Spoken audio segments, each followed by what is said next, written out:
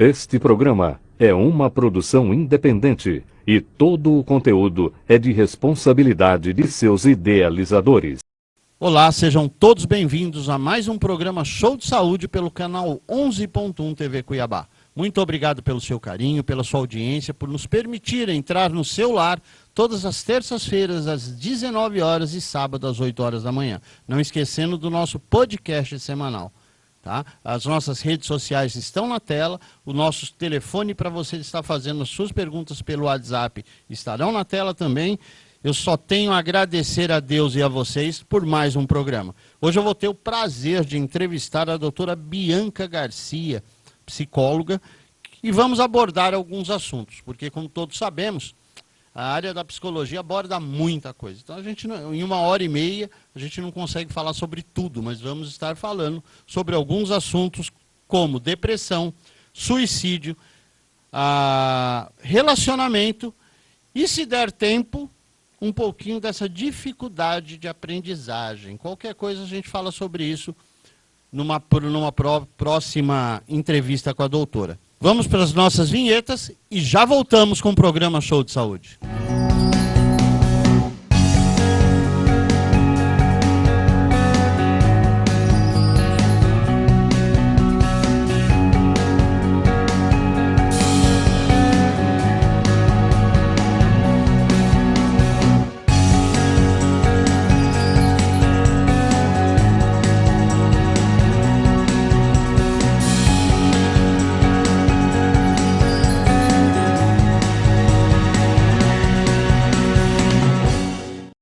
É isso aí, gente. Estamos de volta agora em definitivo. Quero estar apresentando para vocês a doutora Bianca Garcia. Seja muito bem-vinda, doutora. Obrigada, Barone. É um prazer estar aqui conversando com vocês. Já vamos começar nossos assuntos. Vamos conhecer um pouquinho mais a doutora. A doutora já está na área da psicologia há quanto tempo? Tá. Então, eu me formei em 2009, então já tem algum tempo, né? Mais ou menos 12 anos de formação.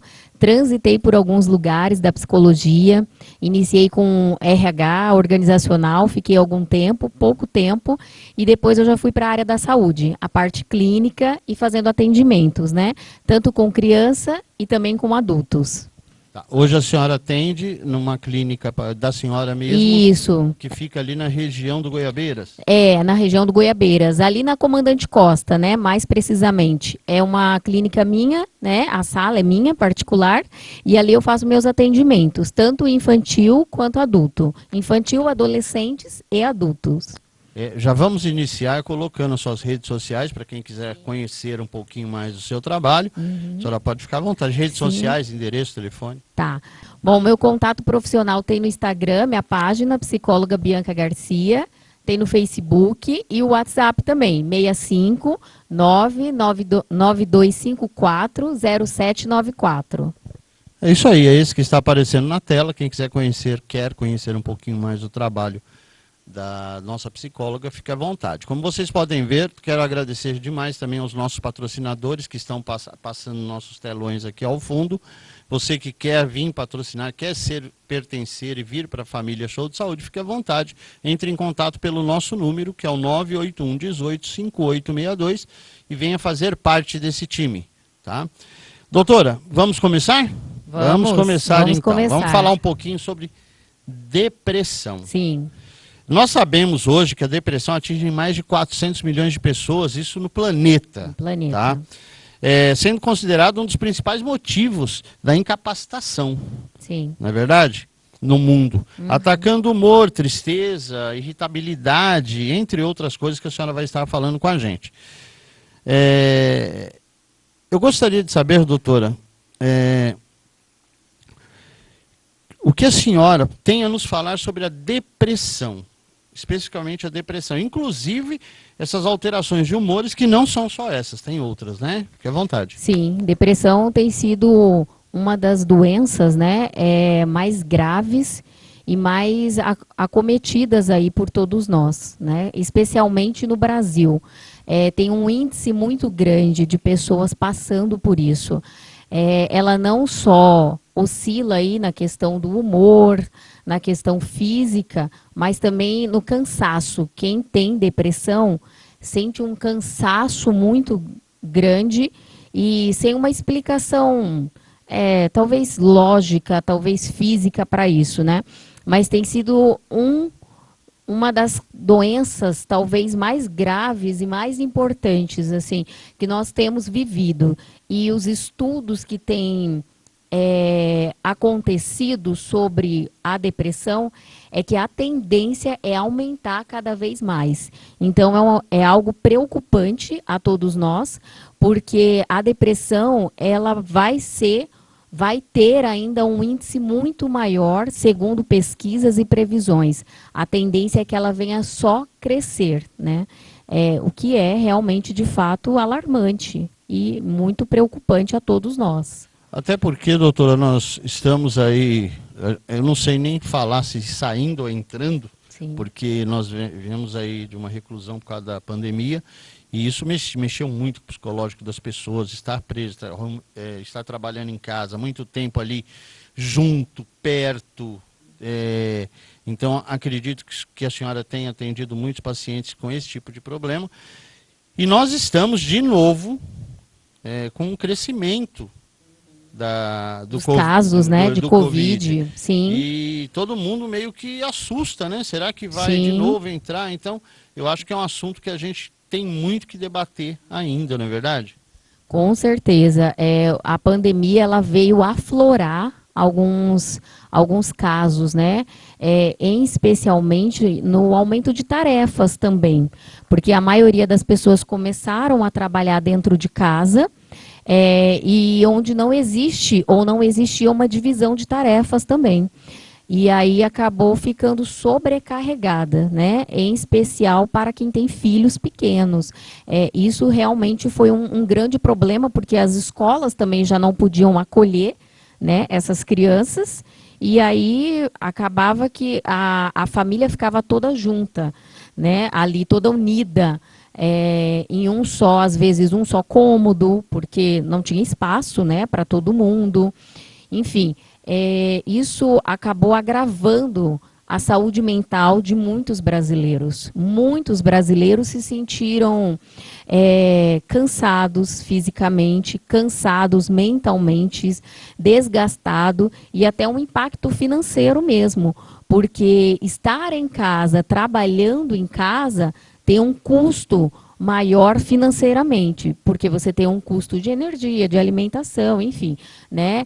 Tem toda uma questão aí, e sem falar da questão social mesmo, porque foi cortado de nós a sociabilidade, né? Estar com pessoas, com colegas de trabalho, dividir questões nossas do dia a dia, que é comum a todos, e isso também nos foi cortado com a pandemia. Então, isso também é um problema aí para a nossa saúde mental. Deixamos de socializar, né, com outras pessoas. Se torna um agravante, né? Um agravante. Doutora, existem vários tipos de depressão, não é verdade?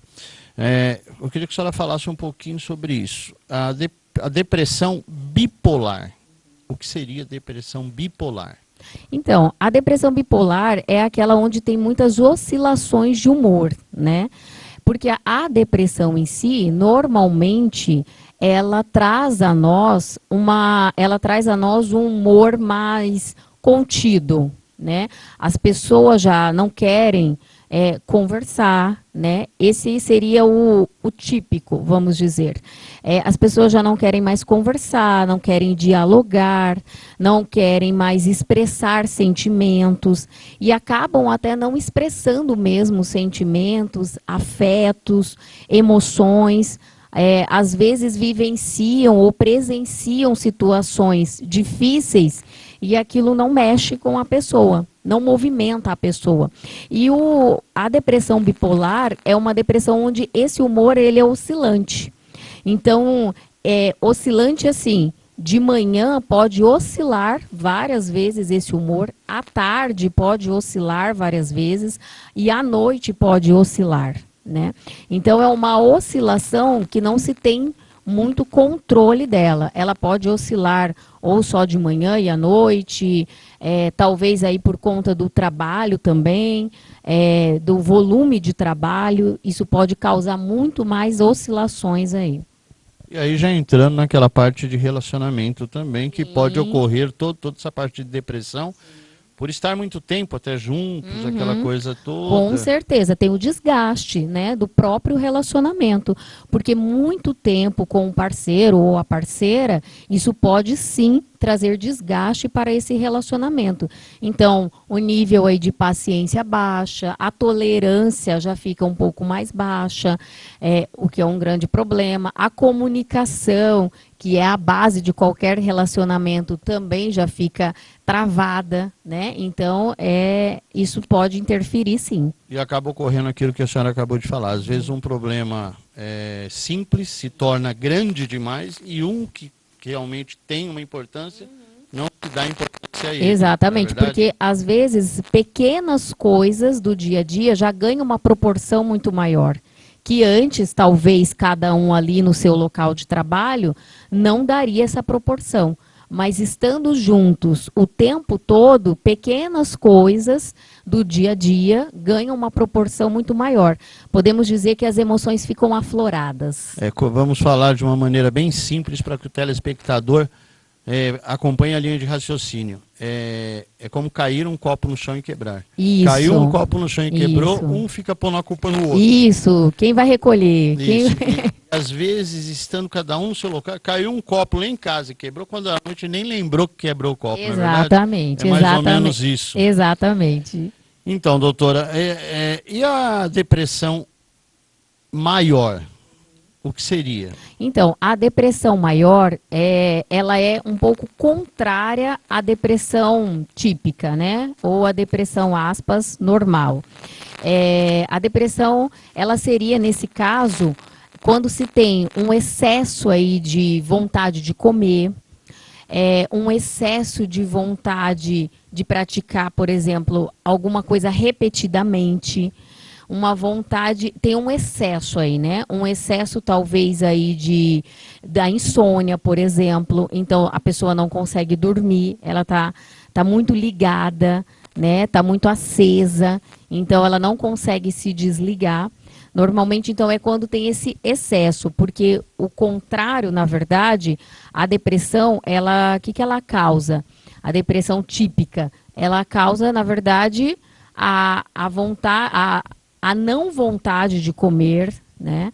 A não vontade de praticar exercícios físicos, a não vontade de sair de casa, vontade de ficar somente deitado, vontade de ficar normalmente em ambientes fechados. Pessoas com depressão, algumas, claro que assim, não dá para generalizar, né?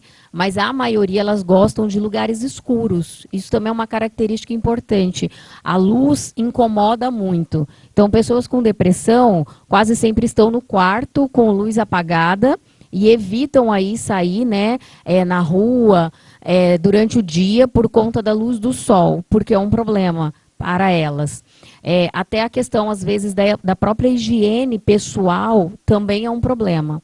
Então, essas são algumas características da depressão típica, no caso. Que seria a próxima pergunta que eu ia fazer, era a depressão típica. Típica, Acabou que a senhora já respondeu. Isso.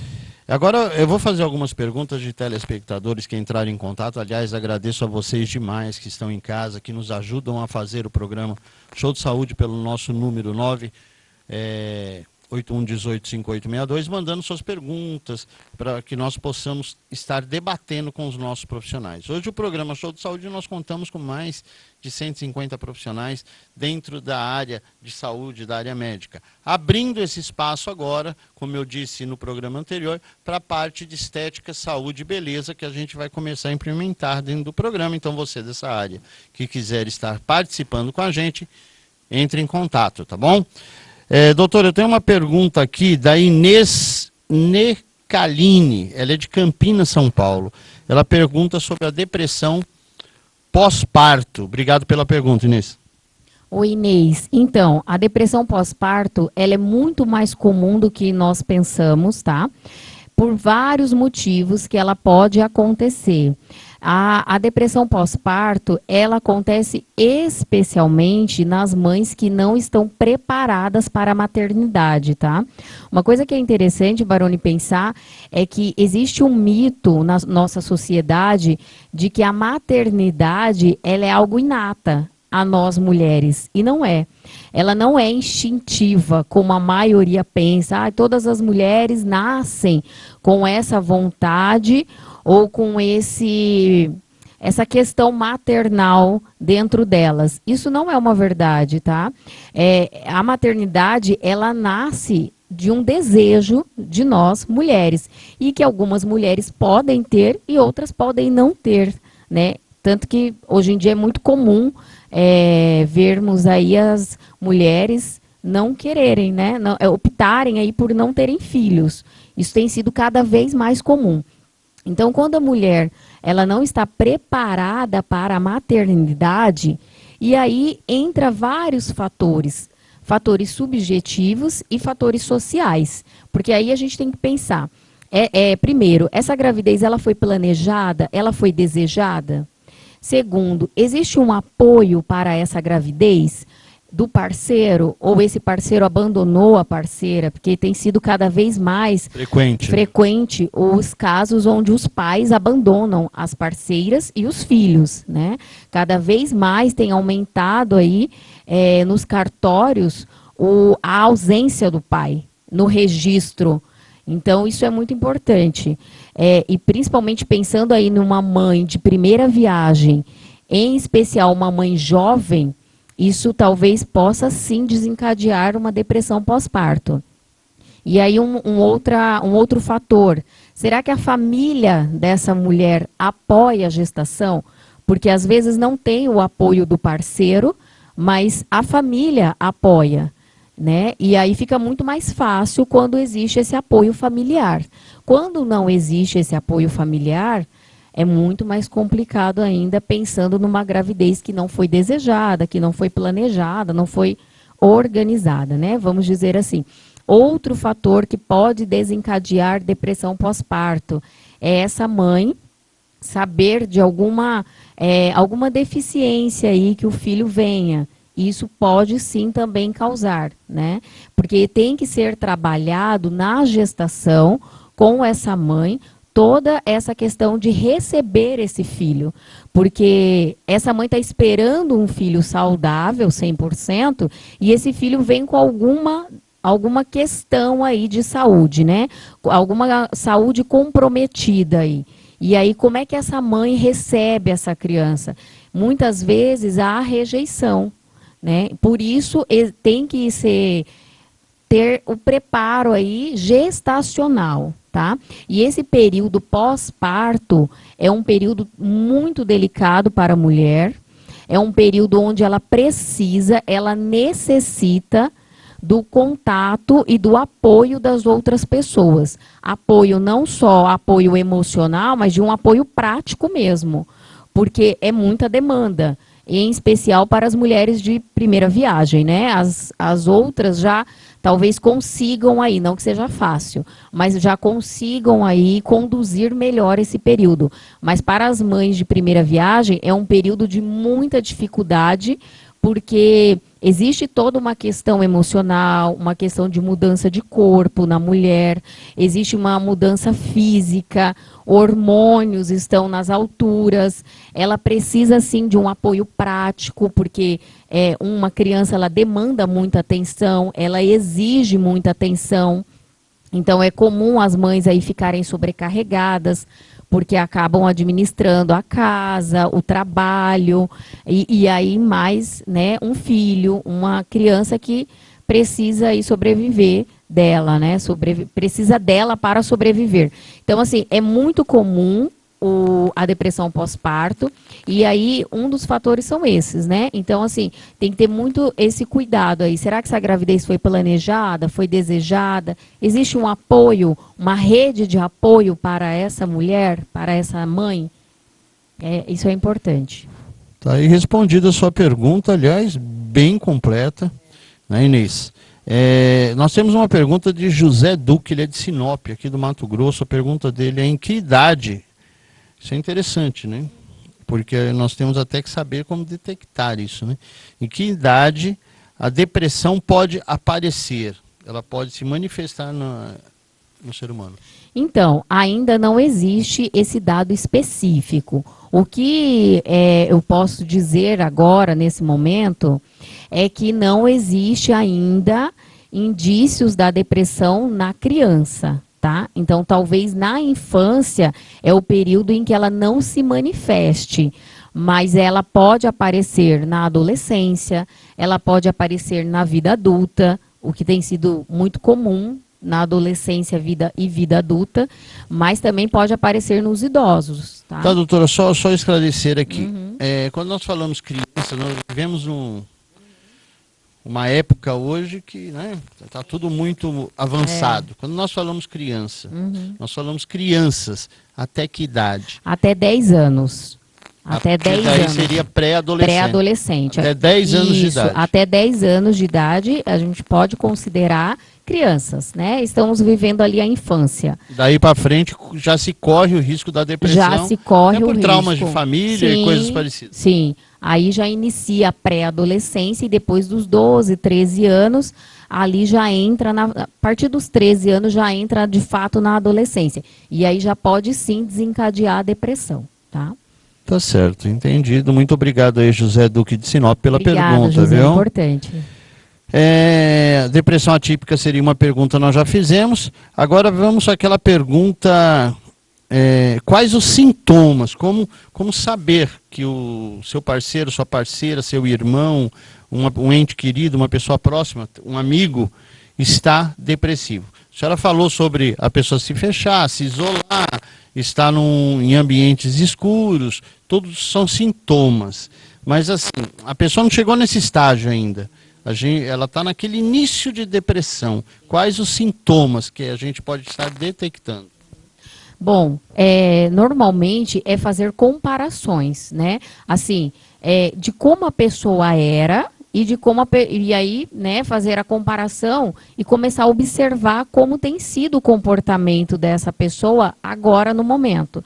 Então, se você tem notado essa pessoa um pouco mais distante, talvez um pouco mais calada, é importante aí perguntar, conversar e, sobretudo, ouvir também, porque muitas pessoas perguntam e não querem ouvir a resposta, né? E muitas pessoas também sabem que não querem ser ouvidas e amenizam com tá tudo bem.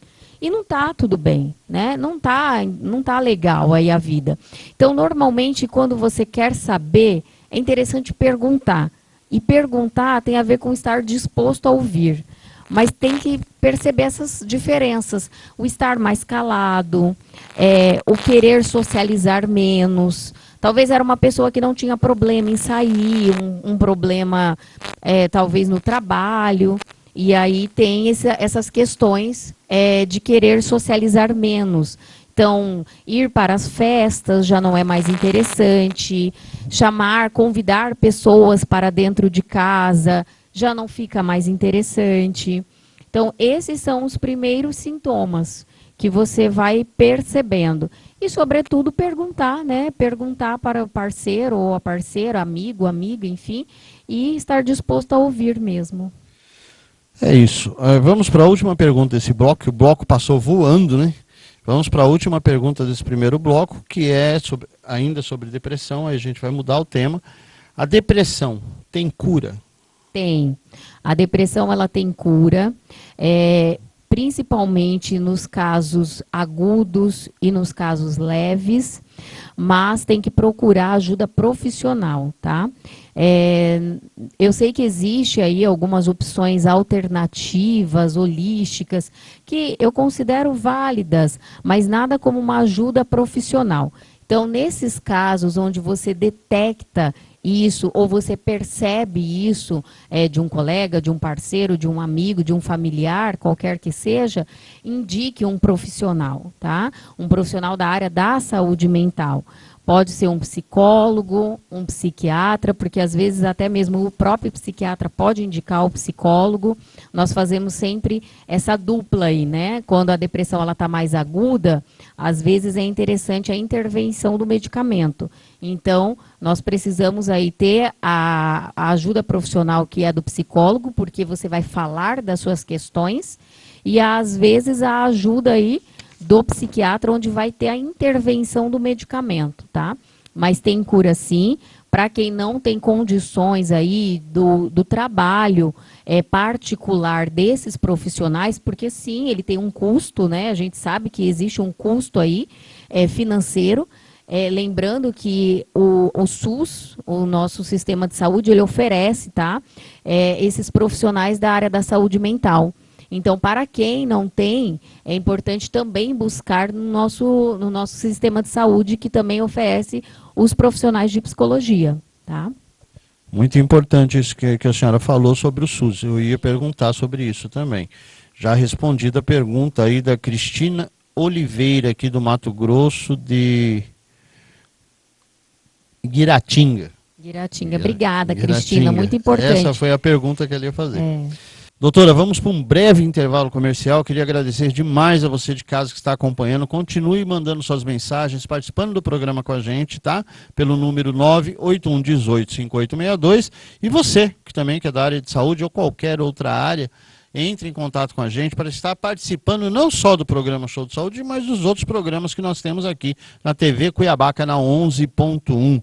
Tá? Pode mandar nesse mesmo número, 981185862. Tá? Canal 11.1, TV Cuiabá. Agora nós vamos para os nossos patrocinadores, mas antes, nós temos um quadro aqui, doutora, que é o Dica de Saúde, que a senhora, inclusive, está com a gente, gravou com a gente. E quem vai deixar a dica hoje é a doutora Letícia. Ela é da área odonto, ela vai falar sobre escovação, como cuidar dos dentinhos. É com a senhora, doutora. Olá, tudo bem? Sou a doutora Letícia, periodontista e implantodontista. Hoje a dica de hoje vai ser como devemos escovar os dentes, tá? Porque assim, a maioria das pessoas escovam, mas não escovam corretamente. Então vamos lá. Quando é criança, a gente vem com a técnica bolinha, bolinha e vai e vem, né? Com uma certa idade, a gente tem que entrar com uma outra técnica que entra 45 graus, tá? E remove sempre gengiva pro dente. Então, de cima para baixo, de baixo para cima, tá? Então, toda a região, né? A gente, só que tem que ter paciência, não adianta querer acabei. Tem que ser, conta até 15, vai e vem, bolinha e esse movimento. Isso em toda essa parte, por fora que fica a parte que é a parte vestibular. Na parte lingual, como que a gente faz? Bolinha, bolinha, vai e vem, e esse movimento de baixo para cima, de cima para baixo. Quando ela chega na altura dos dentes dos caninos, ou a presa, como muitas pessoas falam, a gente vem com a escova, em pé, tá? Então, assim, não adianta a gente querer vir com a escova nessa posição que nós não vamos conseguir remover a sujeira.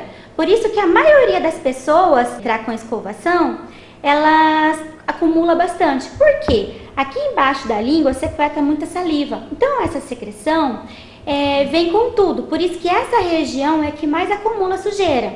Então, assim, a técnica da escovação tem que vir, em pé, não nessa movimentação. E em cima a mesma coisa, nós vamos vir escovando, tá? Quando passou da presa, aí eu vou fazer movimento de vai e vem, bolinha, e é o movimento como se a gente tirar aquela sujeirinha, tá bom? Terminou, não pode esquecer de escovar atrás os últimos dentes e a língua. Como que escova a língua? Tem gente que tem ânsia, então a gente tem que começar aos poucos. Cada dia a gente aumenta um pouquinho. Escovou, molha, faz o bochecho, de novo, 3 vezes. Para quem tem ânsia, cada dia vai aumentando um pouquinho. Quanto menos perceber, já está conseguindo escovar tudo. Muito obrigada, até a próxima dica.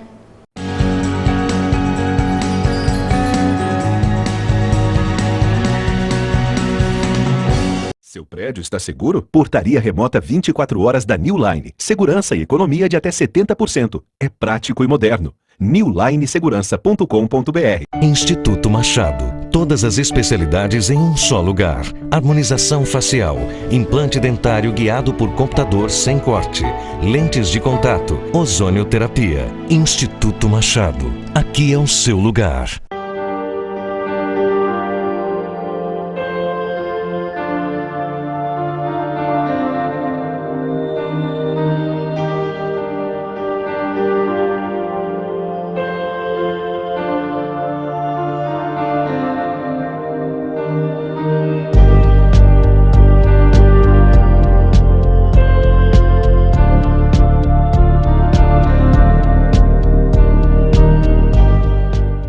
Verificado é aquilo que foi confirmado. Você pode acreditar, confiar, porque já é. Como a graduação na Unifac. Os melhores cursos presenciais em 7 municípios.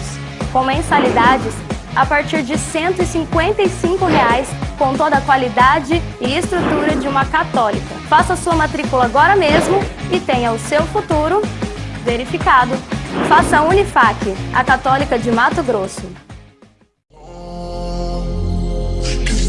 When I'm on my own, I always miss you when you're gone. I miss you when you're gone. I call you on the phone, and I always miss you when you're gone. I miss you when you're gone. When are you coming home? I always miss you when you're gone. I miss you when you're gone. I call you on the phone.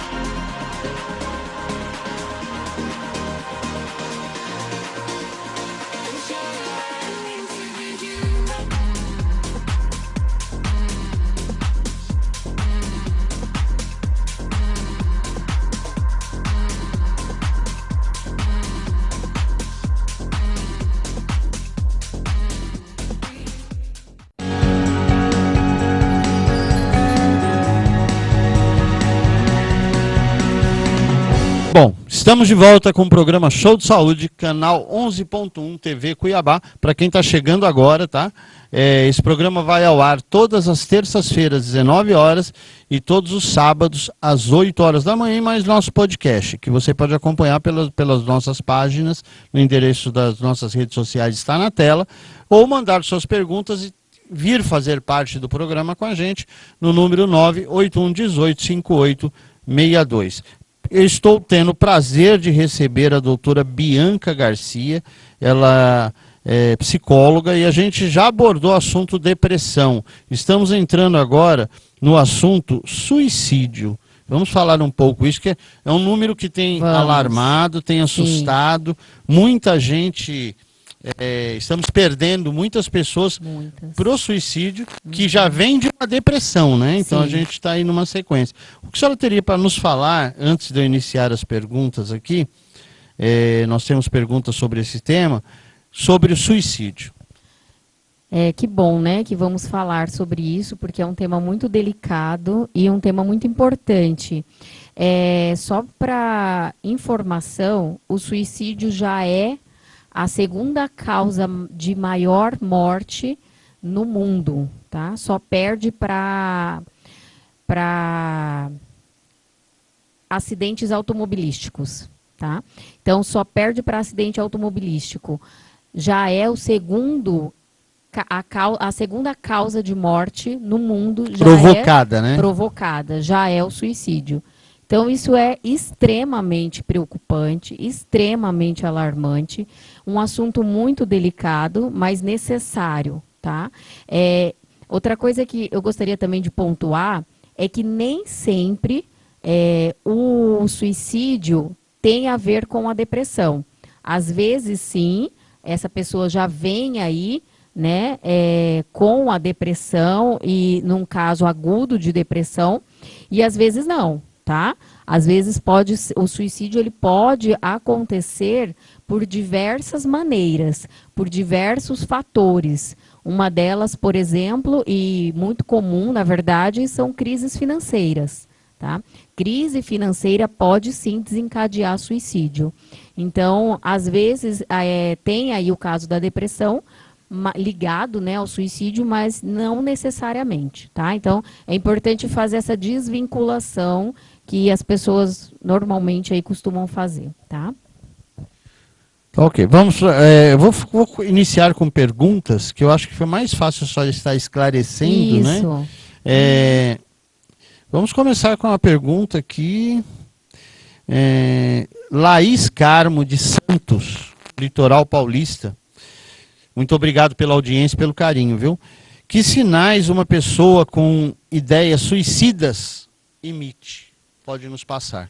Tá, então, um dos principais sinais que nós temos visto na clínica, especialmente em adolescentes, é a automutilação, tá? Tem acontecido casos recorrentes, e isso é muito preocupante. Mas assim, nós também temos que fazer uma diferenciação aqui, Baroni, que tem casos de suicídio ou de tentativas de para o homem e para a mulher, tá? Então, são questões diferentes. Os homens, eles tentam mais por armas de fogo e mulheres tentam mais por uso de medicamentos, tá? Então, são situações diferentes também. Então, nós temos que fazer essa distinção. E um dos casos aí é pensamentos suicidas, que pode ser um dos fatores, a automutilação, que tem sido algo extremamente comum nos adolescentes, tem se propagado isso de uma forma horrível, né? Podemos dizer assim, porque os adolescentes, agora com as redes sociais, o WhatsApp, isso vira uma rede, em especial nas escolas, colegas ali da escola, né? Isso vira uma rede e vira até de uma certa maneira uma competição, tá? Então, de fato, isso é um problema muito grave mesmo que tem acontecido. E um dos maiores, eu acredito que assim, o que a gente pode fazer em relação a isso é os pais estarem atentos e acompanharem esse adolescente, porque o adolescente ele fica sujeito a várias situações, né? Não só a automutilação, mas podemos aí pensar no uso de álcool, de drogas, enfim. Eu acredito, doutor, que o próprio bullying...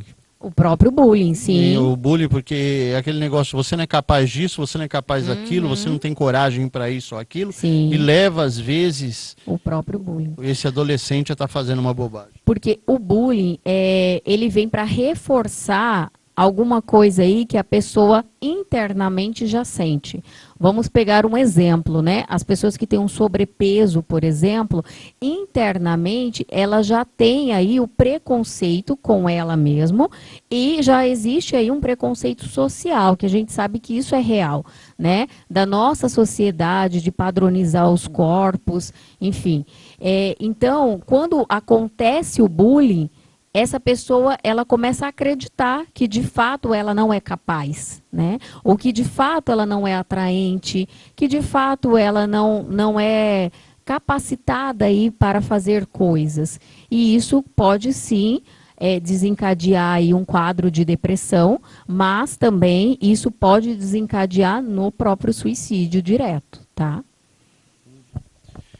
Entendi, ficou aí bem clara a explicação. É tomar cuidado, prestar atenção nos nossos jovens. Muito.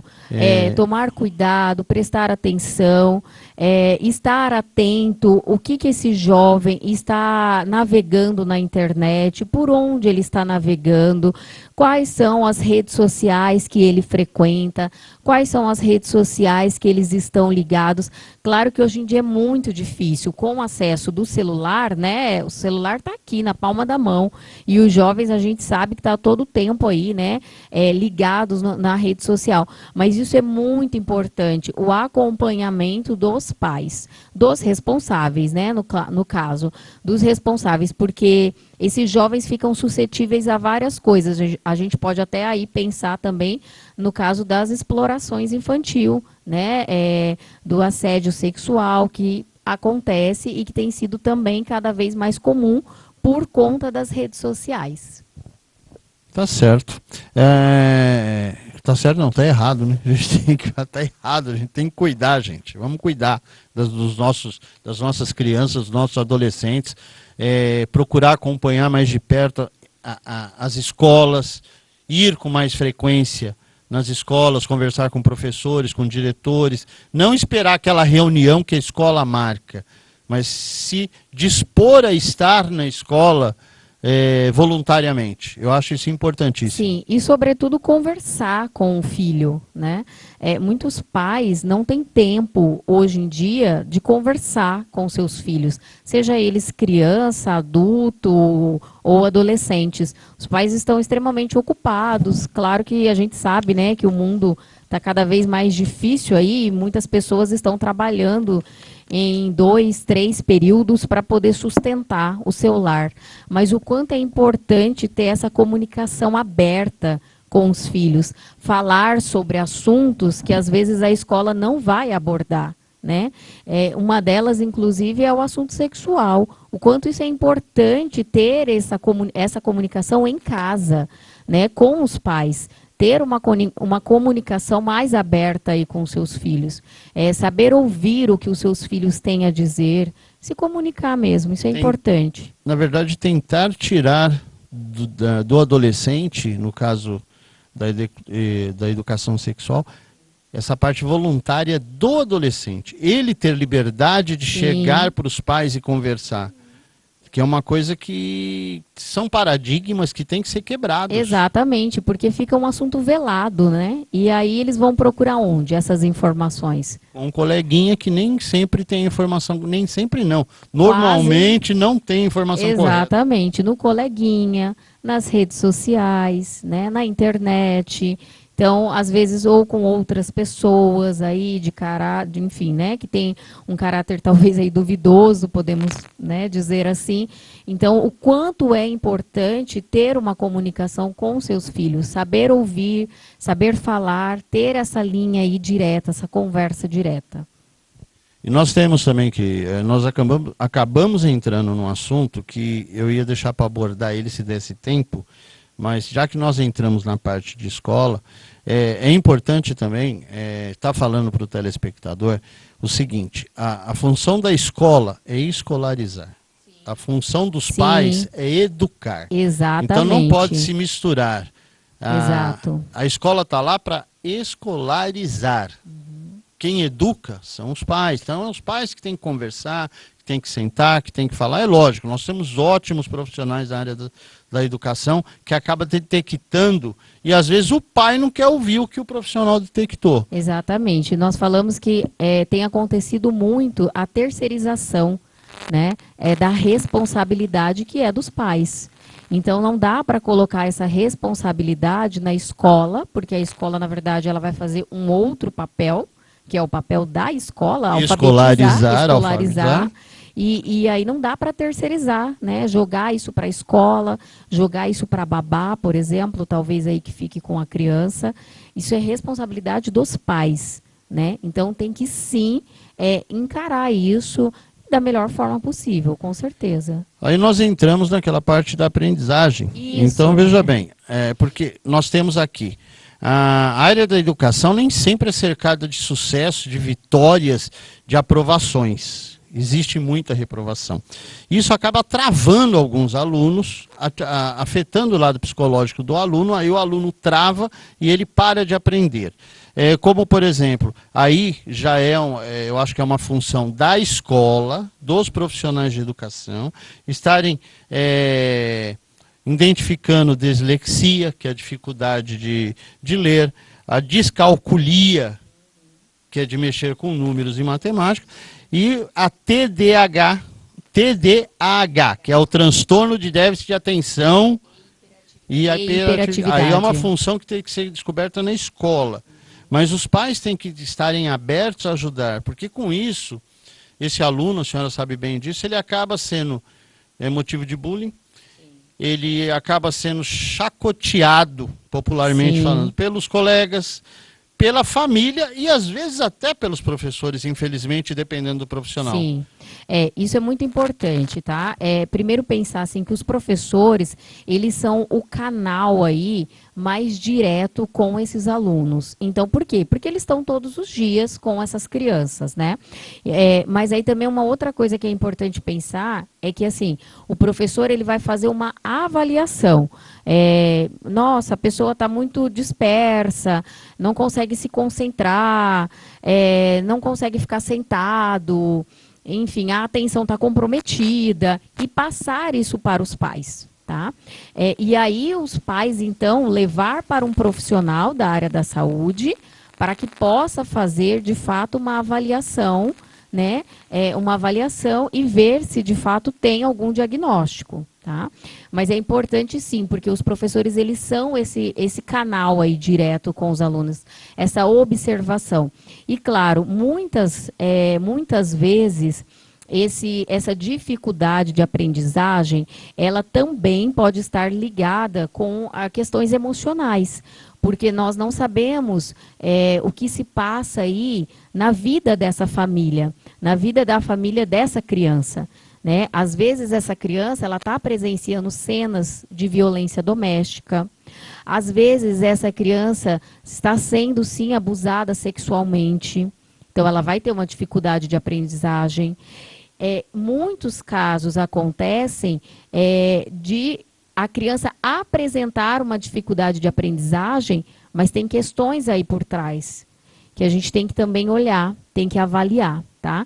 Então, é importante, assim, o papel do professor nesse momento, acolher essa criança e identificar, passar para os pais o responsável. Olha, essa criança não está conseguindo acompanhar o processo aqui de aprendizagem.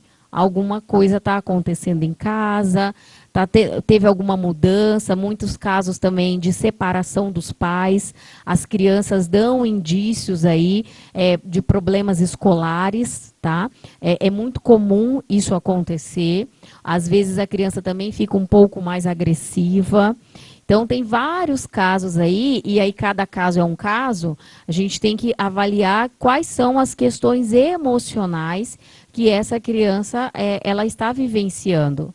Quais são as questões que essa criança está experienciando para poder... Porque a criança, na verdade, ela é um espelho. Tudo que acontece em volta ou dentro da casa ali, no seio familiar, vai refletir nela. E ela vai refletir esse comportamento com as pessoas que estão à volta dela, que a escola, aí no caso, é onde ela passa mais tempo, né? E o curioso é que normalmente isso acontece com as crianças que têm um QI mais elevado. As crianças mais inteligentes, elas captam mais o negativo. Né? Isso acontece mais com elas. Inclusive, até falando sobre esse assunto, no caso da separação, até no início de relacionamento com novos parceiros desses casais, existe uma influência muito grande dos pais em negativar os novos parceiros. E aí acaba gerando um problema no outro lar, que seria um lar que teria que ser receptivo para essa criança. Só que a criança já chega com agressividade. Realmente é uma questão assim, porque como nós agora temos novos modelos, né, de família, então pensar aí que a mãe ou o pai, enfim, encontrou um novo parceiro, qual é o lugar dessa criança? Que lugar fica essa criança? Essa criança tem lugar para ficar nessa relação? E aí, Baroni, tem uma coisa talvez que é mais importante ainda, é quando essa nova relação se forma e dessa nova relação tem-se um bebê, né? Então tem um filho aí, um novo, né? Um novo filho que é fruto dessa nova relação, mais um filho que é fruto dessa nova relação. E aí qual é o lugar que essa criança, que é de uma relação anterior, ela fica? Porque aí é muito delicado isso. Entre o fator substituição. Exatamente. Então temos que ter muito cuidado com isso, porque essa criança ela não pode em momento algum ser deixada de lado, porque ela continua sendo uma criança, ela precisa de cuidados. Sim, mas reforçando sobre porque isso é uma coisa que eu presencio em algumas famílias, a negatividade do próprio pai e mãe. Sabe, quando a criança vai para a casa do pai visitar o pai, já vai cheio de, se a tia gritar, se a tia falar, se a tia... você não fala com a tia, ela não é sua amiga. Você não fala com o tio, ele não é seu amigo, ele é seu inimigo. Então, eu acho que nós, pais e mães, nós temos que tomar muito cuidado, porque às vezes a gente culpa a sociedade, culpa o sistema, mas, na verdade, quem está errando somos nós nessa disciplina. Sim, porque, na verdade, a ideia é estabelecer uma relação cordial, por que não uma relação amorosa, assim, de amor, de afeto, né? Entre a criança e esse novo parceiro ou essa nova parceira que está na relação. Pode ser amigos, né? Pode ser amigos, por que não? Uma relação... Nem está para substituir nem Sim, o pai nem a mamãe. É, uma relação mesmo aí de afeto, né? De afeto mútuo, por que não, né? Bom, saindo desse assunto e voltando para o suicídio, para eu encerrar a pauta de suicídio, mas viu como a gente vai, e tem mais um monte de perguntas na minha cabeça aqui, mas vai ficar para uma... Vamos lá, quais os sintomas, não, mentira, Souza Mário Vieira, de Rondonópolis, Mato Grosso, quais os fatores de risco que pode levar uma pessoa ao suicídio? Essa é uma pergunta. Junto com essa pergunta, eu já vou fazer a próxima por causa do nosso tempo, que eu achei muito interessante essa pergunta. Luciana Paiva, de Cuiabá, Goiabeiras, sua vizinha. Uma pessoa acamada, devido a uma depressão, tem risco de suicídio? Então, quais são os fatores? E se a pessoa acamada, ela tem o risco do suicídio por estar acamada, se sentindo inútil ou coisa parecida? Tá, os fatores, eles são inúmeros, né? Como eu disse, um deles, e que tem sido bastante aí comum, são crises financeiras, por exemplo. Um dos fatores que pode, sim, desencadear aí é o suicídio, quando a pessoa, então, ela tem uma certa estabilidade, enfim, tem uma vida financeira organizada e há uma queda, né? Há uma queda no padrão de vida. Então, normalmente, casos assim, as pessoas acham que não vê saída, não vê solução, então pode sim desencadear aí o suicídio. Os fatores, eles são inúmeros, né? A gente já vê aí casos, por exemplo, onde se tem relacionamentos amorosos, as pessoas não aceitam traições dos parceiros ou parceiras e acabam desencadeando o suicídio. Então, no caso de bullying, também pode acontecer com os adolescentes, né? Ele já tem essa questão aí, às vezes já é uma questão interna, já é um problema para ele. Vem esses colegas e reforçam isso pode sim desencadear aí o suicídio, tá? Então, tem vários fatores, não dá para dizer assim, um único fator, né? Porque isso é muito subjetivo, como cada um lida com situações adversas, com situações que são problemáticas. Isso está muito mais ligado como a forma como as pessoas lidam com isso. Tem pessoas que lidam com isso de uma forma muito aflorada, né? Não vê solução, não vê saída, se sente inútil por conta disso. Então, isso varia então muito aí, como cada um encara, como cada um aí vai conseguir elaborar as situações adversas, os problemas. E aí, respondendo a segunda pergunta, no caso da situação de pessoas acamadas... Foi feita pela Luciana Paiva, aqui de Goiabeiras. Luciana, minha vizinha. Então, Luciana, pode sim, tá?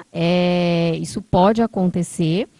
E aí, pensando que essa pessoa está acamada dentro, talvez, aí de um hospital, se for, né, dentro de um hospital, talvez seja interessante a intervenção do psicólogo hospitalar.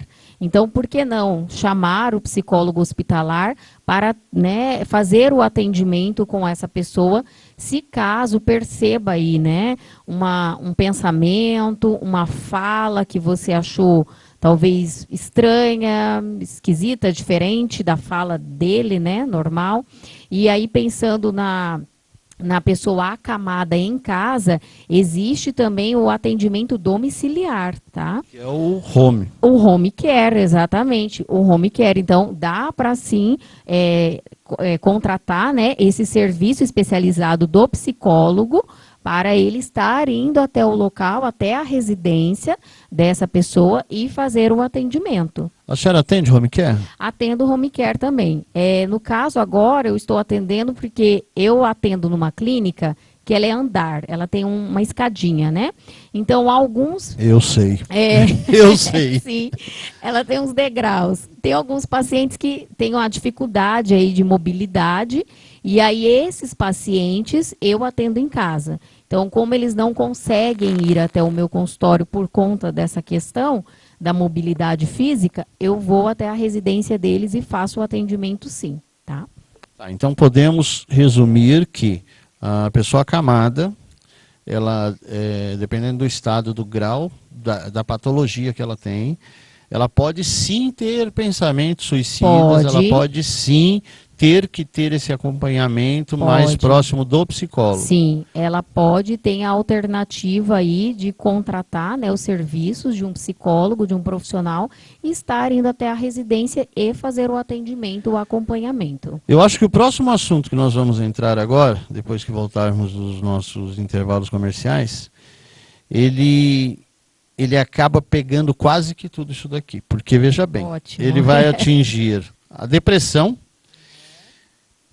suicídio e até a capacidade de captação, de aprendizagem, porque isso acontece tanto com jovens como com as pessoas mais maduras, até já numa terceira idade pode acontecer. Nós estamos falando de relacionamentos. Esses relacionamentos, eles podem ser relacionamento, o casamento, pode ser uma amizade, pode ser família, pode ser qualquer coisa, né? Até o seu relacionamento, às vezes, com o seu pet, te causa, não é verdade? Sim, sim. Te causa uma coisa, dependendo do bichinho fica doente, não deixa de ser um relacionamento, não é verdade? Ou eu estou falando alguma besteira? Não, é um relacionamento. É um relacionamento. Com certeza. Então nós vamos entrar num campo agora no terceiro bloco, que vai falar sobre relacionamento. Nesse campo de relacionamento, para vocês de casa, queridos telespectadores, eu vou deixar a doutora navegar mais sobre isso. Não pegamos, não é que não tenho perguntas, mas são perguntas que nós já respondemos muitas delas durante esse bate-papo. Então eu vou deixar a senhora falar um pouquinho, porque eu acho que é uma área que acaba abrangendo tudo, é como se nós estivéssemos fazendo um resumo geral. Tá? Ok. Então nós vamos para um breve intervalo comercial, mas antes nós temos mais uma doutora com a gente para deixar uma dica de saúde. Ela é alergista, é a doutora Ana Carolina, tá? E você de casa, lembrando, no número 981185862, você manda suas perguntas para os nossos profissionais, e você também, empresário, que quer estar colocando a sua marca, como está lá no fundo nos telões aparecendo. Nós vamos até aí, vamos gravar o seu espaço. Você vai ser convidado, sendo da área da saúde, da estética ou da beleza, a estar com a gente aqui no programa, fazendo, tirando essas dúvidas, essas informações, passando essas informações, que são informações aí ricas, né? Porque vem de profissionais realmente qualificados. Que é uma pergunta que eu vou fazer para a senhora agora, mas a senhora não vai me responder agora. Nós começamos o bloco, a senhora falando, antes da gente falar de relacionamento. Como selecionar um psicólogo? Como achar esse profissional? Devido a esse monte de charlatões que nós temos por aí. Não é verdade? Então já vamos iniciar assim. Certo. É com a senhora doutora Ana Carolina. Olá, eu sou a doutora Ana Carolina, médica imunoalergista. Hoje venho aqui conversar com vocês sobre as alergias a medicamentos. Então, é muito importante que, se você apresentou alguma reação após tomar uma medicação e haja suspeita de uma reação alérgica, que você procure um atendimento para investigar, para saber se realmente se trata de uma alergia, porque quando a gente tem alergia a um medicamento, a gente pode ter reação, alergia a vários outros medicamentos que se parecem com aquele medicamento. A gente chama isso de reação cruzada, porque muitos medicamentos têm uma fórmula muito parecida e quando a gente é alérgico a um medicamento, pode ser alérgico a vários outros medicamentos que são semelhantes. Por exemplo, os anti-inflamatórios. Quando a pessoa apresenta uma reação alérgica a um anti-inflamatório, ele pode apresentar reação alérgica a vários outros anti-inflamatórios, muitas vezes a todos os outros anti-inflamatórios. Então é importante que seja avaliado quais são todos os remédios que você tem alergia, para que você não seja exposto mais a essas medicações. É possível fazer uma avaliação, é possível fazer testes e é possível até fazer, por vezes, tratamentos para que você não apresente mais nenhuma reação alérgica a medicamentos. Isso é muito importante porque a reação a medicamentos, as alergias a medicamentos podem levar à morte. São reações graves, então é importante que a gente não deixe passar esse tipo de alergia. Essa é a minha dica de hoje. Até a próxima dica.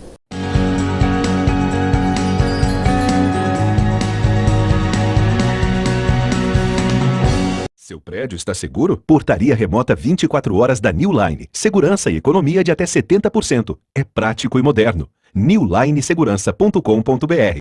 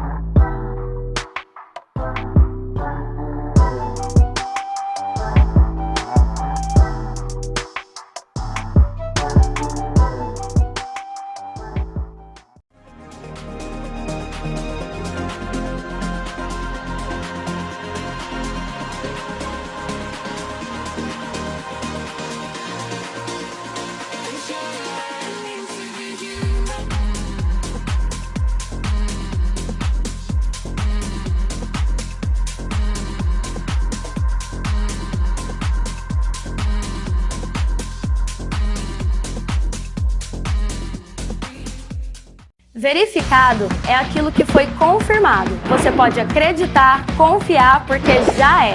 Como a graduação na Unifac. Os melhores cursos presenciais em 7 municípios.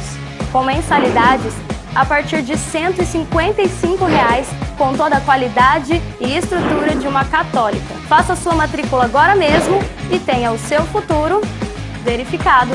Faça a Unifac, a católica de Mato Grosso.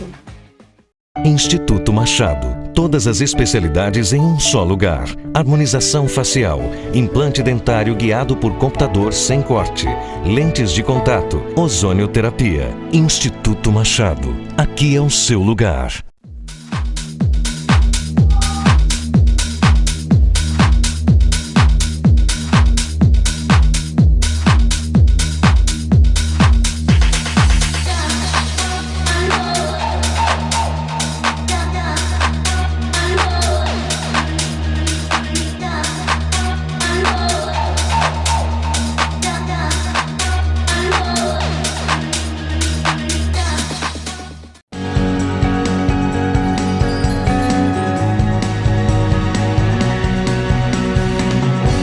Estamos de volta com o programa Show de Saúde, TV Cuiabá, canal 11.1. Estou tendo o prazer de receber a doutora Bianca Garcia, psicóloga. Nós já abordamos assuntos hoje aqui como depressão, suicídio, dificuldade de aprendizagem, nós falamos também, entre outros assuntos. Como eu disse no início do programa, que inclusive vai ao ar todas as terças-feiras às 19 horas e sábado às 8 horas da manhã. Ainda tem nosso podcast semanal que você pode acessar pelas nossas redes sociais, tá ok? No início do programa eu falei que a área de psicologia, doutora, é uma área muito ampla, muito ampla. Assunto para falar. Muito. Eu acho que a senhora vai ter que dar o prazer da companhia da senhora com a gente aqui mais alguns programas. Com certeza, com prazer, para a venho. gente poder explanar outras áreas Sim. e falar sobre outras dificuldades. E uma das coisas importantes que a doutora falou, que às vezes não é do conhecimento das pessoas, é quanto à rede pública, quanto ao SUS, Sim.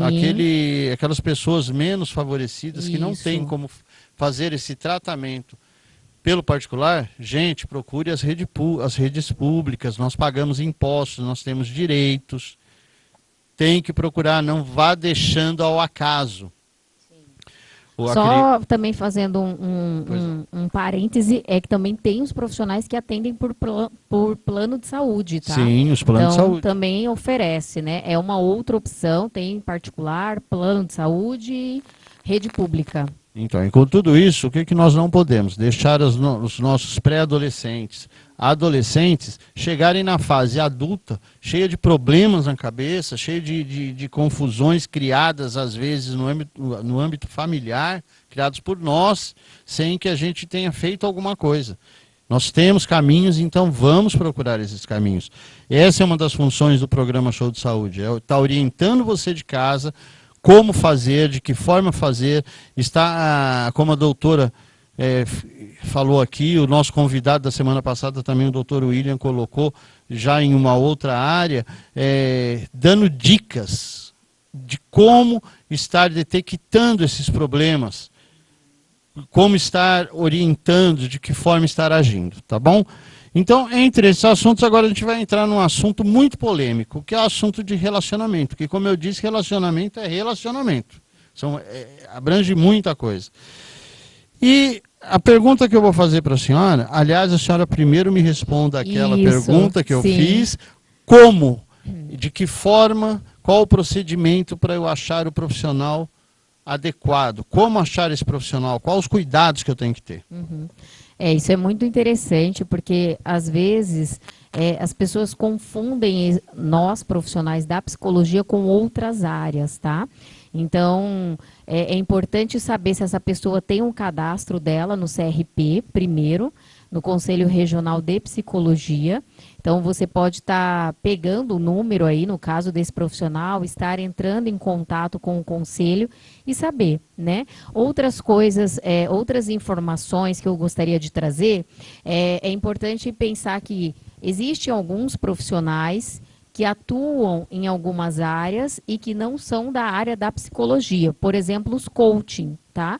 Coaching é um profissional, que eu sei porque assim, tem muita demanda, né? Eu já vi muito assim, das pessoas procurando coaching.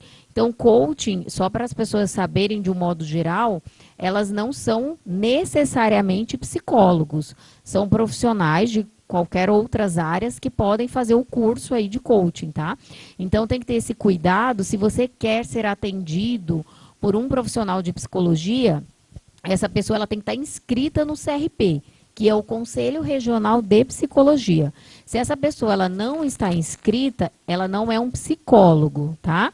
Então, talvez começar a pensar por aí que existem algumas terapias alternativas, por exemplo, no caso de terapeutas hipnóticos, né, ou que fazem hipnose, eles não são também psicólogos, tá? Só para ficar claro isso.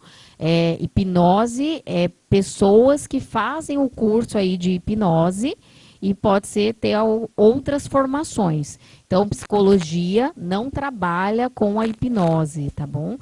A não ser que o profissional fez um curso aí especializado, mas aí esse profissional ele vai ter um cadastro no CRP, tá?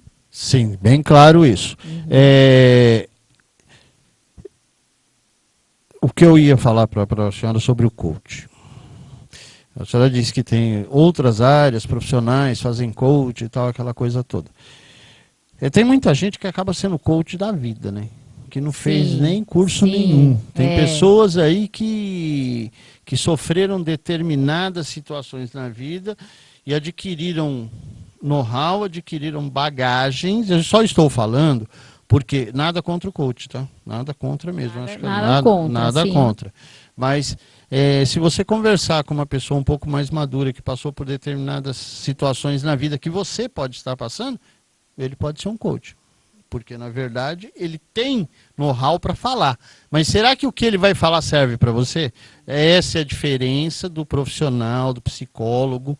Porque ele não, o psicólogo, entendo eu, que ele não vai chegar e te dar conselhos de acordo com o que ele passou na vida dele. Exatamente. Ele vai primeiro vasculhar o seu interior, saber o que você tem, para tratar aquele ponto específico que acaba tratando os outros.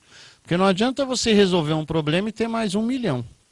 Não é Exatamente. verdade? Um ponto importante que eu gostaria até de deixar claro aqui é que psicólogo não faz aconselhamento, como muitas pessoas pensam, tá? O psicólogo que estiver fazendo aconselhamento, porque o que é o aconselhamento? É você direcionar a vida de alguém, de uma pessoa, através da sua experiência própria. Então, se o psicólogo, se você perceber isso está errado, tá? Porque o psicólogo não está ali para fazer um direcionamento da vida de ninguém, aconselhar ou falar se deve ou não fazer, ou o que acha melhor, de acordo com experiências pessoais. Isso não pode acontecer. E outra coisa, já aproveitando que eu estou aqui, quebrar esses estereótipos de que psicólogo é para louco, né? Isso é muito importante, porque ainda assim, em pleno século XXI, é muito comum as pessoas acharem ou pensarem que psicólogo, pegando aí meus colegas psiquiatras também, que é tudo para louco, eu não sou louco, eu não vou lá. Então, não, tá? Psicólogo é para atender todo mundo que está passando aí por dificuldades, por problemas, por angústias, enfim. E nós estamos aqui para fazer o atendimento em prol da sociedade, tá? Não é só para loucos. Se o louco quiser ser atendido por um profissional, ok. Mas nós atendemos outras demandas também, tá? Pessoas com problemas, com angústias, enfim. Isso é muito bom. E tem muita gente que acha que o psicólogo, a diferença do psicólogo psiquiatra é que o psiquiatra ele pode receitar remédios, não é isso? O psicólogo ele trabalha mais na parte emocional, exato, na parte de qualidade de vida, é uma outra área. Mesmo porque, como a senhora, desculpe, mesmo porque, como a senhora disse, quando o psicólogo vê a necessidade do psiquiatra, ele mesmo tem o parceiro para indicar. É uma dupla aí que trabalha quase sempre juntas, né? Ou pelo menos deveria ser. Então, o psiquiatra, só para ficar claro, o psiquiatra é o profissional que receita a medicação. Então, você vai chegar até ele, vai falar de alguns sintomas físicos e, através disso, ele vai receitar um medicamento para uma melhora, né, da sua saúde física. E nós, psicólogos, vamos fazer o trabalho que é a terapia, a psicoterapia, tá? Então, nós vamos falar aí, falar não, mas ouvir, né, escutar o que o paciente tem a nos dizer sobre os problemas que estão trazendo ele até o consultório, tá? É como acontece, isso já aconteceu, já tive a oportunidade de presenciar uma pessoa, inclusive parte de relacionamento, uma pessoa com dificuldade no relacionamento, mas ela tem uma amiga de infância, uma amiga de uma vida, que é psicóloga. E essa psicóloga, na minha opinião, ela teria que indicar um outro profissional, por uma questão de ética, porque ela conhece o histórico da pessoa. Na verdade, o psicólogo se torna seu amigo a partir do momento que você o procura para terapia. Então ele se torna seu amigo, não é assim? Se ele já for o seu amigo de uma vida, não dá. Ele vai ser um conselheiro e não um psicólogo. E assim, mais ou menos, né? Porque nós não nos tornamos amigos dos pacientes, porque ainda existe a ética aí na relação profissional. né? Então, eu vou ser sempre uma profissional atendendo um paciente, né? Não existe a questão da amizade, mas existe uma relação aí de confiança. Confiança, desculpe. Confiança. Foi dessa forma que eu acho quis colocar. De confiança, ok. E realmente, se você tem um amigo ou uma amiga que é psicóloga, né? Assim como eu tenho amigos e amigas, eu não faço atendimento a essas pessoas, né? Existe ali uma relação de amizade, de cumplicidade, enfim, de uma escuta, mas muito mais amiga. Se eu vejo a necessidade de um amigo ou amiga estar passando por dificuldades, então eu vou indicar uma pessoa, porque aí seria antiético eu atender uma pessoa no qual eu tenho um relacionamento, tenho uma relação aí de proximidade, tá? Seja familiar ou de amizade, eu indico então um colega, uma colega, para que faça esse acompanhamento. No mínimo tem que ser uma pessoa neutra, tá? Que não conheça, que não tenha relação nenhuma com essa pessoa, para que a escuta aí desse profissional, ela fique uma escuta limpa, não venha contaminada de julgamentos ou qualquer outras coisas, tá? E até assim o paciente fica muito mais à vontade também para poder falar ali, né, das suas questões. E lembra, e só sobre aquele paradigma de que se vai ao psiquiatra é porque é louco, ou ao psicólogo é porque é louco, todos nós, essa é a minha opinião pessoal, todo mundo deveria passar por análise pelo menos uma vez na vida. Todo mundo, porque todo mundo tem problema. Sim. Todo mundo tem a caixinha de problema lá, então todo mundo, nós vivemos num mundo hoje que essa demanda de pandemia,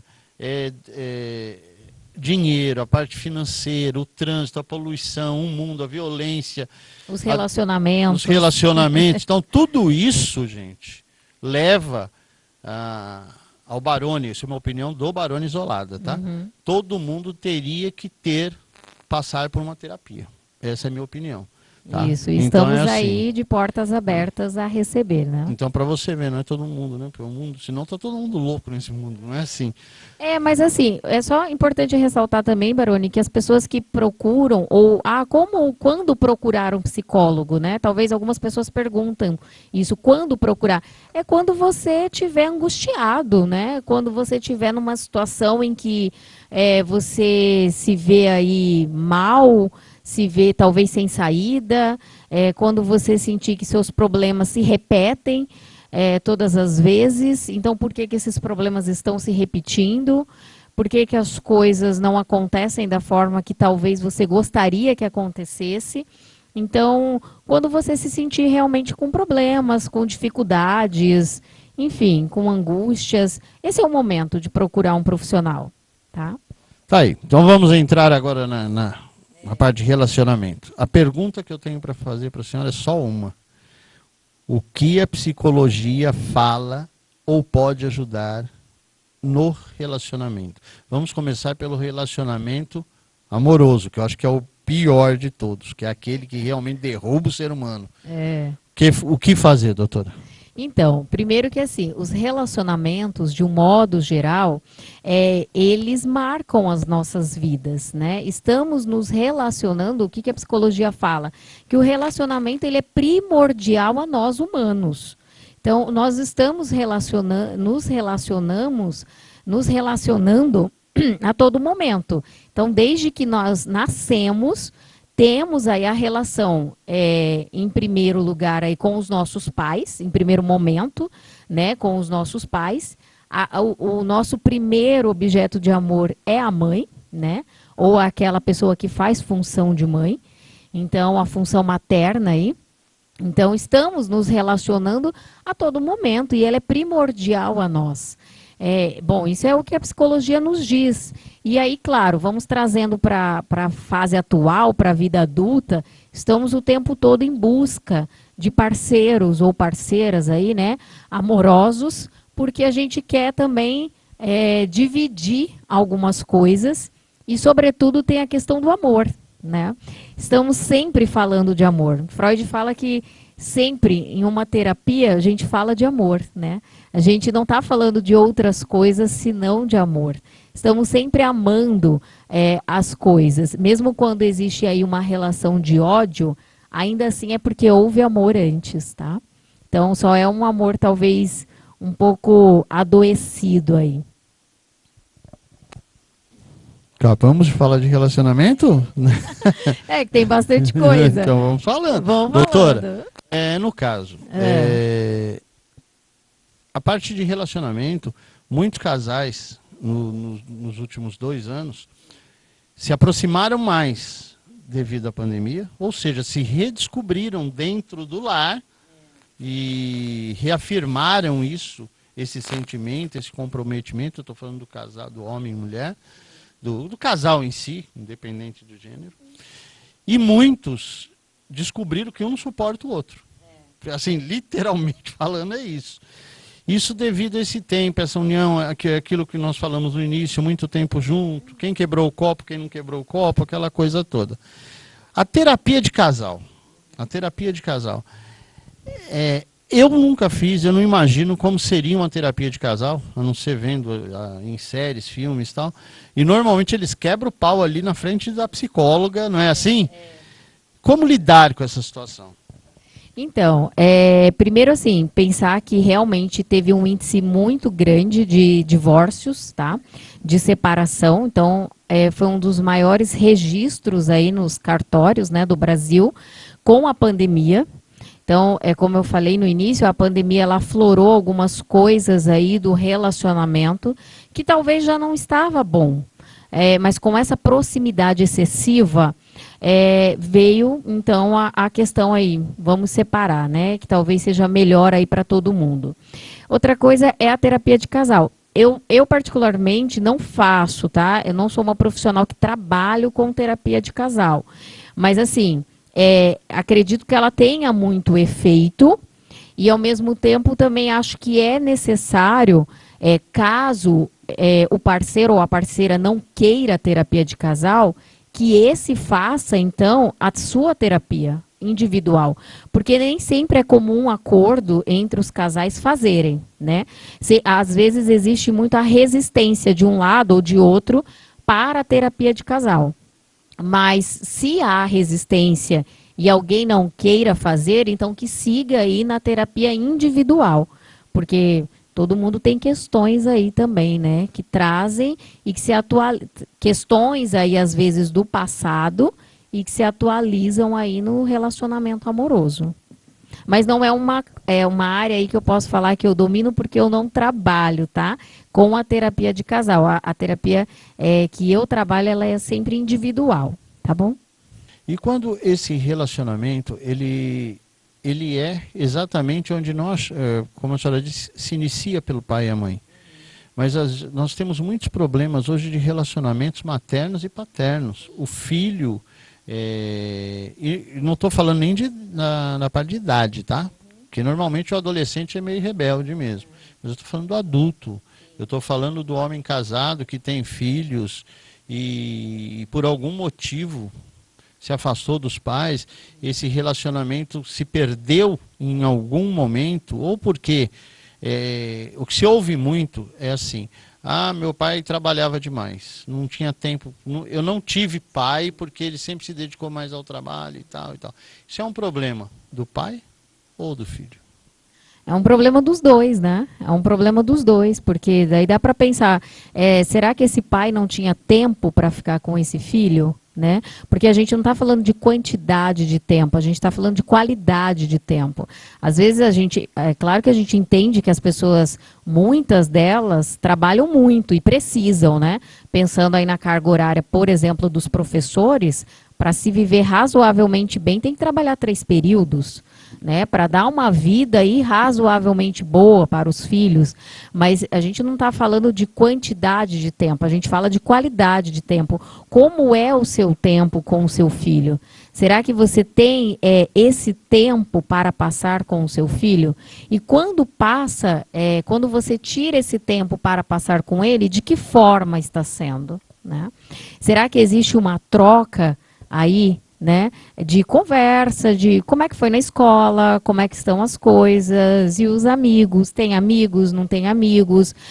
Outra coisa que é importante, chamar os amigos para dentro de casa, pensando aí nas crianças, né? Então, por que não chamar os colegas, para que esses pais possam também conhecer, né, esses colegas? Mas os relacionamentos, de um modo geral, não existe um único, né, uma única pessoa a ser problema, enfim, é sempre muito subjetivo isso.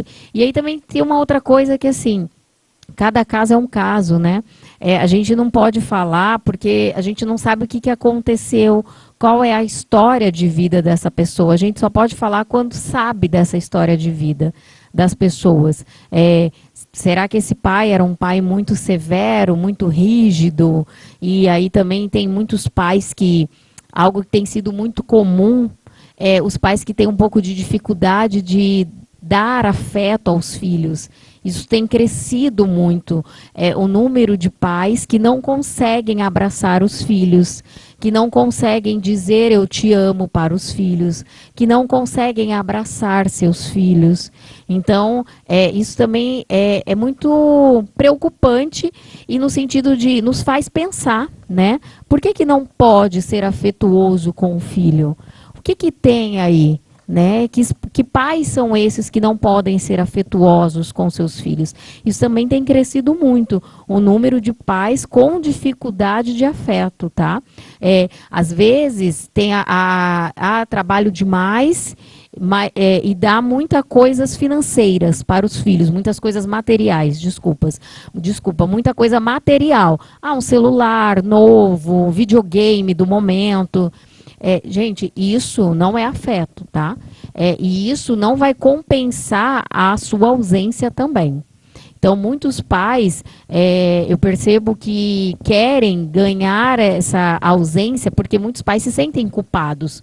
Estar muito tempo fora, em especial as mães. Estar muito tempo fora e ficar longe dos filhos por muito tempo. E às vezes acaba compensando em presentes materiais, como se isso de alguma forma amenizasse, né? E não ameniza, porque isso não é afeto. Pois é, doutor, e uma das coisas que a gente vê, eu vejo com muita frequência, quando saio e tal, eu reparo muito isso, quanto a isso do presente, que nem sempre é o presente, né?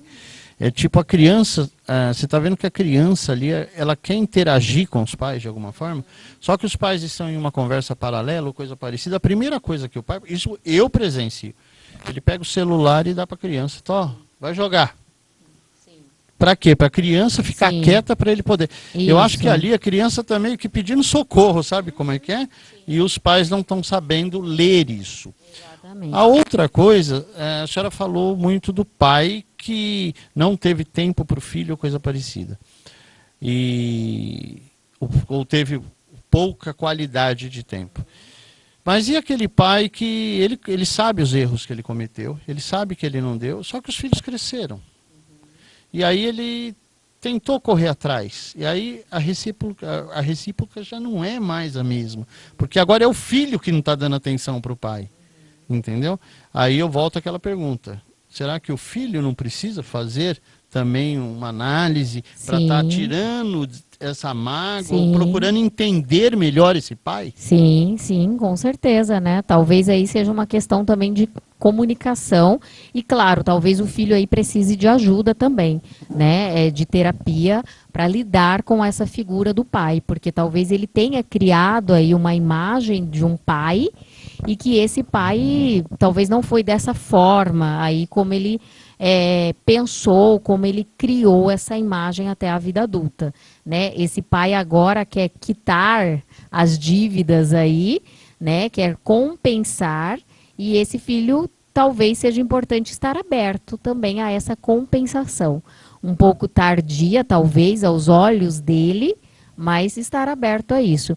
E outra coisa que é importante é o uso de celular, tá? Então, tem uma pesquisa que foi feita em que os pais usam muito o celular. Então, além de fornecer o celular para a criança como um objeto aí para atrativo, né? Um atrativo para que essa criança fique comportada ou fique quieta, né? Os pais também usam muito o celular. Então, muitas vezes as crianças estão demandando a atenção dos pais e não conseguem. Porque os pais estão tão ligados, tão focados no uso de celular, que não conseguem dar atenção aos filhos. Então, também começar a olhar para isso. Quanto tempo eu passo no celular e quanto tempo eu estou passando com meu filho. Porque estar na mesma casa é só espaço físico. Isso não significa que vocês estão juntos de fato. Porque vocês estão só ocupando o mesmo espaço físico. Mas não existe, por exemplo, uma comunicação. Porque se cada um está no celular... Né? Qual que é a comunicação? E eu gostaria que a senhora fizesse, doutora, suas considerações finais. Doutora Bianca Garcia. Isso. Obrigada, Baroni, pelo convite. Adorei estar aqui. Foi ótima a nossa conversa, foi ótima, bem esclarecedora, né? Bom, gostaria de deixar meu contato para quem quiser procurar aí, né, pelo serviço de psicologia. Eu estou nas redes sociais, no Instagram, psicóloga Bianca Garcia, no Facebook também e no WhatsApp. Meu número é o 659-9254-0795. No WhatsApp sou eu mesmo que respondo, tá bom? Então, gente, essas informações estão aí na tela para que você não se confunda com números, tá? E eu só tenho que agradecer imensamente a todos vocês, meus telespectadores, meus amigos, minhas amigas que nos acompanham já há alguns anos aí.